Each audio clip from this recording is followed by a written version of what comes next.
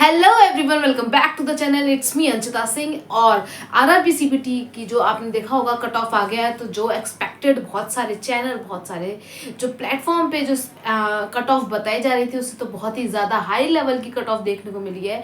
तो जो cut off है वो बहुत ऊपर चली गई है। जैसे कि चाहे अगर हम देखें किसी भी एरिया का, जैसे कोलकाता का कट ऑफ बहुत ऊपर चला गया, मुंबई का कट ऑफ चला गया 80 से अबव मोस्टली रीजन की हमें कट ऑफ देखने को मिलती है। सिलीगुड़ी में थोड़ी पोस्ट कम थी तो वहाँ पर कट ऑफ थोड़ी कम देखने को मिली।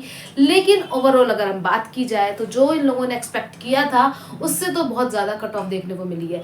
आई होप बहुत सारे लोगों का सिलेक्शन हुआ होगा, और जिन जिन का भी सिलेक्शन हुआ है ज़रूर कमेंट सेक्शन में बताइएगा। And very very congratulations to all of you. But इससे क्या एक आइडिया लगता है, यहाँ से क्या लर्निंग मिलती है कि एग्ज़ाम अब बहुत अच्छे लेवल पे पूछा भी जा रहा है।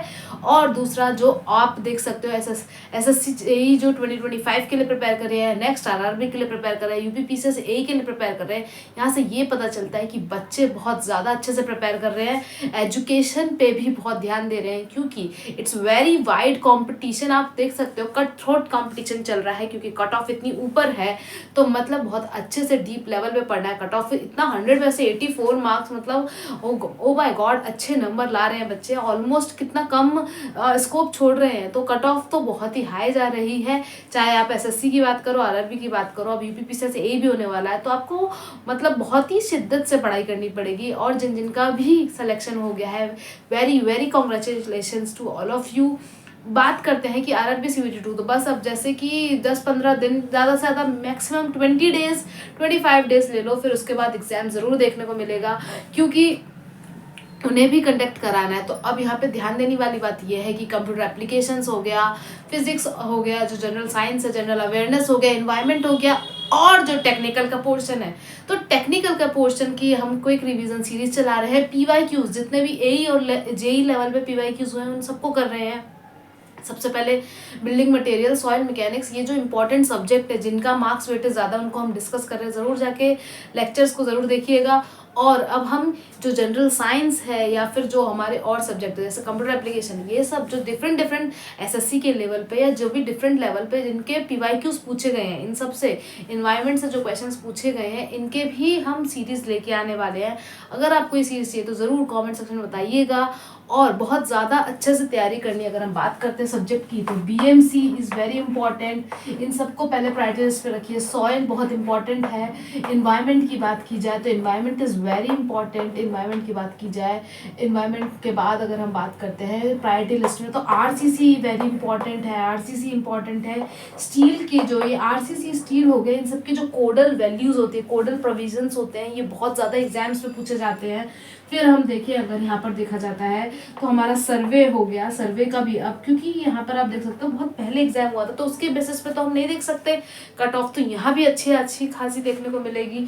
तो सर्वे हो गया, हाईवे हो गया, रेलवे हो गया, कोई भी सब्जेक्ट छोड़ के नहीं जाना है, सारे इंपॉर्टेंट। जैसे हर जगह आपको 80-20 रूल लगाना है। 80-20 रूल क्या कहता है? 80-20 रूल ये कहता है कि 20% ऐसी चीज़ें होती है हर सब्जेक्ट में जो कि सबसे ज़्यादा पूछी जाती है। जैसे कि अभी हमने देखा सीमेंट जो है वो इतना ज़्यादा मोस्ट वाइडली पूछे जाने वाला सब टॉपिक है बीएमसी का। जैसे ब्रिक्स हो गए, कंक्रीट हो गया, सॉइल, हमारा सॉइल में तो एक एक जो डेफिनेशंस हैं इंपॉर्टेंट, जो इंडेक्स प्रॉपर्टीज स्टार्टिंग में देखते हैं हम, एक्टिविटी क्या होती है, लिक्विडिटी इंडेक्स क्या हो गया, कंसिस्टेंसी इंडेक्स क्या हो गया, ये सारी चीज़ें जो है हमारी, ये सब बहुत इंपॉर्टेंट है। आरआरसी और ये जो हमारा स्टील का प्रोविजन आईएस कोड से, यहाँ से बहुत ज़्यादा डायरेक्टली क्वेश्चन देखने को मिलते हैं। हाइड्रोलॉजी, तो बेसिकली कोई भी ये सब्जेक्ट को आपको थोड़ा छोटा नहीं समझना है, क्योंकि अब यहाँ ऐसा नहीं कर सकते कि हमने कुछ सब्जेक्ट पढ़ के चले गए और हो गया। यहाँ पे क्या है कि बहुत अच्छे से हमें बहुत हाई कट ऑफ के लिए पढ़ना पड़ेगा, क्योंकि सब पढ़ रहे हैं, सबको पता है कि कट ऑफ हाई आने वाले, तो सब उसी के हिसाब से पढ़ रहे हैं, तो उसी के हिसाब से प्रिपेयर करना है। पीवाईक्यूज की सीरीज लगानी है। अब लास्ट ज़्यादा दिन नहीं रह गए हैं। शॉर्ट नोट्स जो है उनको अच्छे से रिवाइज करना है। पीवाईक्यूज जितना ज़्यादा क्वेश्चन की प्रैक्टिस करनी है उतना बेहतरीन रहेगा, उतना उम्दा लेवल पे रहेगा, उसकी प्रैक्टिस करनी है। और जितने क्वेश्चन हम सॉल्व कर रहे हैं उसे ज़रूर देखिएगा। अगर आपको लगता है कि कोई और तरीका है जो हमें या कोई और टॉपिक पे हमें वीडियो बनानी चाहिए, ज़रूर कमेंट सेक्शन में बताइएगा। आपका फीडबैक का इंतज़ार रहेगा और परसिस्टेंस रहना है, कंसिस्टेंसी बना के रखनी है। लोग कंसिस्टेंसी का गेम नहीं समझते, कंसिस्टेंसी बना के रखनी है। Consistency is very important. Consistent रहेंगे तो बेहतरीन रिजल्ट ज़रूर देखने को मिलेगा। कुछ लोगों में क्या होता है, एक दिन हाई मोटिवेशन हुआ, एक दिन हाई, एकदम हाई है, आज तो 8 घंटे पढ़ेंगे और फिर 8 दिन तक कुछ पता ही नहीं है। तो कंसिस्टेंसी बहुत ज़्यादा इंपॉर्टेंट है। अभी एक फेस्टिवल भी हमें देखने को मिलेगा, तो वहाँ आपको दिख रहा है कि अगर हो सकता है कि थोड़ा वहाँ कम पढ़ पाए, तो यहाँ पहले के दिनों में, बाद के दिनों में उसको खींच लीजिए, क्योंकि हर कोई जो सिलेक्शन के लिए पढ़ रहा है वो तो पक्का आपसे बोल देता होगा कि यार भाई सोने जा रहा हूँ रात में, और फिर उसके बाद पूरा गेम चेंज कर देते हैं। तो बातों में नहीं आना है, ग्रुप डिस्कशन करना है। ग्रुप डिस्कशन में भी ध्यान देना है कि किन टॉपिक्स पे आप डिस्कस कर रहे हो, कि इस चीज़ पे डिस्कस कर रहे हो कि यार वो जो सीरीज़ थी वो बंद क्यों हो गई, या वहाँ पर क्या बात हुई, ये पे डिस्कस कर रहे हो या ये डिस्कस कर रहे हो कि अच्छा जो सेक्शन है हमारा उस पे टी बीम है तो क्या होता है, एल बीम है तो क्या होता है, ये फॉर्मूलेस कैसे निकालते हैं, ये कैसे सॉल्व करते हैं, ए लाइन की इक्वेशन क्या होती है, यू लाइन के ऊपर अगर सॉइल होगी तो उसको कौन सी सॉइल कहेंगे, ए लाइन के ऊपर सॉइल है तो क्या कहेंगे, वाटर कंटेंट 50% से ज़्यादा है तो क्या कहेंगे। इस तरीके की चीज़ें को डिस्कस करोगे तो आपको पक्का साथ मिलेगा। इस तरीके की चीज़ों को डिस्कस करोगे तो आपको ज़्यादा हेल्प मिलेगी, ये ज़्यादा आपके लिए हेल्पफुल है। वो सब चीज़ें तो चलती रहती हैं, वो भी बिल्कुल ज़रूरी है माइंड को फ्रेश करने के लिए।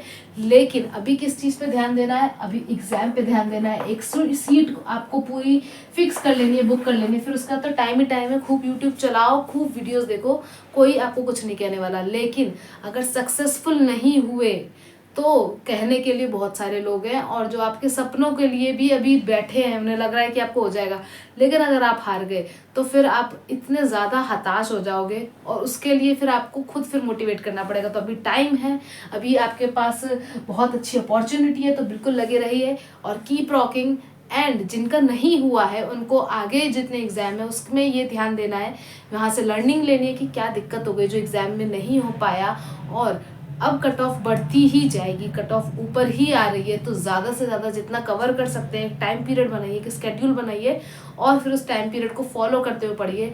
1 महीने पहले पेपर की तैयारी नहीं होती है, ये एक कंटिन्यूस चीज़ें हैं जो करनी पड़ती हैं, और फिर एक दिन रिजल्ट देखने को मिलता है। आई होप आप लोग को ये इन्फॉर्मेशन अच्छी लगी होगी। Thank you so much for watching, like and subscribe our channel.